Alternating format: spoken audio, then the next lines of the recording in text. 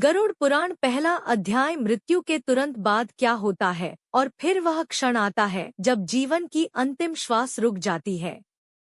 नेत्रों के आगे अंधकार छा जाता है और संपूर्ण अस्तित्व एक शून्य में विलीन हो जाता है।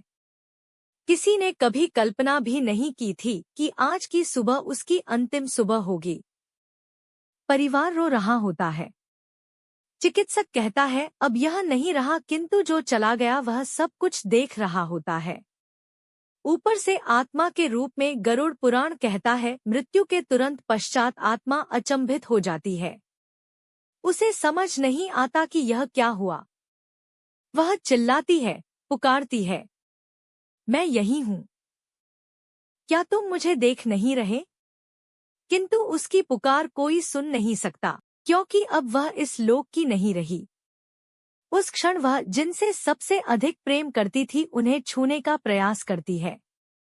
अपने बच्चों को गले लगाना चाहती है, अपनी माँ का हाथ पकड़ना चाहती है, परंतु हर बार वह केवल वायु को स्पर्श करती है और यही होता है मृत्यु का सबसे बड़ा दुख, जैसे जीवित होकर भी मर चुका हो।